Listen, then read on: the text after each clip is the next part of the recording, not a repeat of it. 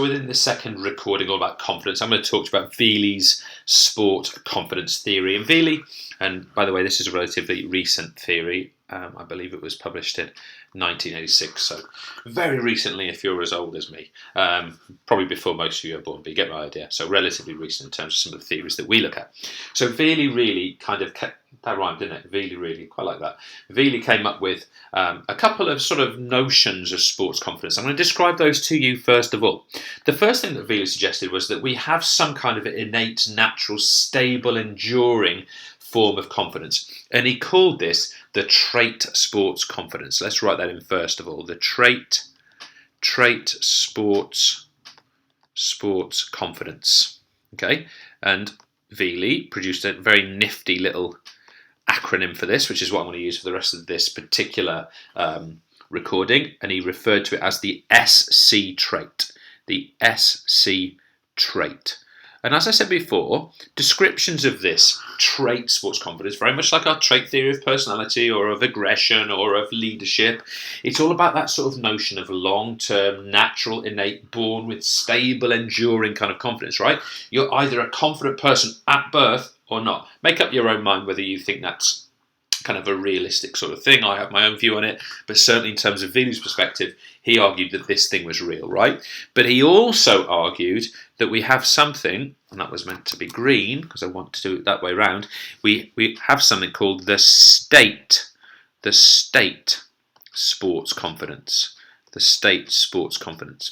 And by the way, one of the interesting things about Vealey is he wrote specifically about sports confidence and sports psychology. Sports psychology very frequently borrows its theories from kind of like business psychology or educational psychology or social psychology and so on.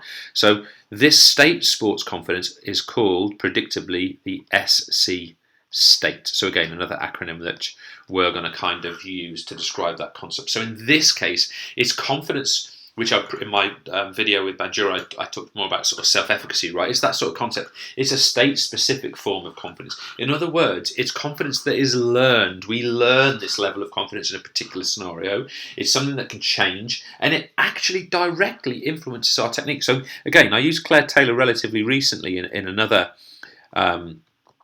one of my videos, but let's just think about Claire Taylor, very young England cricketer here. She's facing a bowler here, and we've got to think to ourselves, right, how is her SC state level going to be? Let's imagine this is her first ever innings. I'm pretty sure it isn't, but let's just imagine it was. How would she feel in that sort of state confidence? The first time she's been there, first time she's played international cricket, first time she's faced this bowler, perhaps it's a faster bowler than she's sort of accustomed to and used to. What's going to happen there to that state sport confidence, that SC state? And of course we can probably argue that to begin with it might be a little bit low or questioned, but as she gains experience and success and all those things, it's gradually going to increase. So we want to understand this process better. And the first thing to understand is that your SC state is based on three factors, according to Vealey. So this SC state is based on three factors. The first thing it's based on is your SC trait. And that's really handy, right? I mean, we already know what that is. That's a stable, enduring, kind of born with sort of confidence level. And that makes sense.